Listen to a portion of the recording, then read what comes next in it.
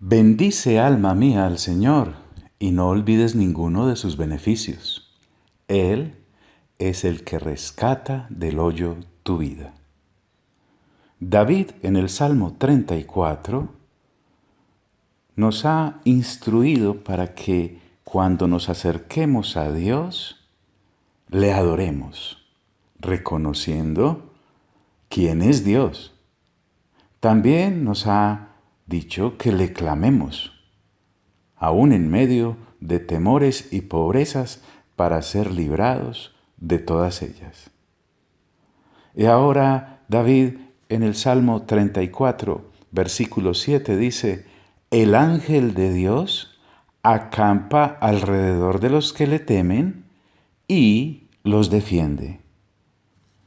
Ciertamente el Señor Jesús le dice a sus discípulos cuando iba a ser apresado por la multitud: ¿acaso no creen que yo puedo orar a mi Padre y Él enviaría más de 12 legiones de ángeles? Interesante. Los ángeles a los cuales acá se refiere David y las Sagradas Escrituras no son seres virtuales, no son personajes de una saga mitológica o de cuentos. No, Señor. Quien se acerca a Dios debe entender que además de nosotros, criaturas humanas, e hijos e hijas por el nuevo nacimiento, existe la creación de los ángeles que son fieles servidores de Dios. David entonces me dice: el ángel de Dios acampa alrededor de los que le temen y los defiende. Estos mensajeros están constantemente al servicio de Dios para responder y ministrar a cada una de sus órdenes y llevar cada uno de sus recados. Vemos ángeles por todas las Sagradas Escrituras. Unos ángeles cuidan el huerto. Ángeles hablaron con Abraham. Ángeles hablaron con Lot y lo liberaron.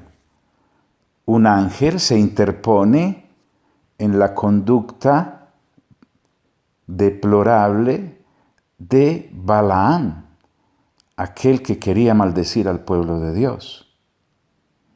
Un ángel se le presenta a David cuando había hecho aquel censo y lo ve gigante, y entonces David entiende qué necesita hacer para aplacar la ira de Dios. Un solo ángel dio muerte a 185,000 del ejército enemigo que acechaba al pueblo de Dios. Un ángel se aparece a Manoa, el padre de Sansón. Un ángel guía a Ezequiel mostrándole el río que sale del templo de Dios. Un ángel le habla a Zacarías hablándole de que Elizabeth quedaría encinta. Un ángel se aparece a María anunciándole que el ser que nacerá en ella del Espíritu Santo es. Un ángel se aparece a José, el prometido de María, para indicarle que la recibiera. Ángeles se le aparecen a los pastores anunciando el nacimiento del Mesías. Ángeles, dice el Señor Jesús, están constantemente en la presencia del Padre contándole cómo tratamos a los niños. Ángeles encontramos en la tumba. Ángeles encontramos en la ascensión. Ángeles encontramos liberando a Pedro y a Juan. Ángeles encontramos liberando al mismo Pedro. Un ángel le habla a Felipe. Un ángel hiere a Herodes por no darle la gloria a Dios.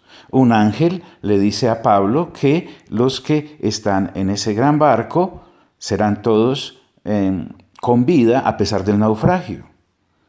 Ángeles, dice el capítulo 1 de Hebreos, son los que Dios tiene para ministrar a todos aquellos que somos suyos.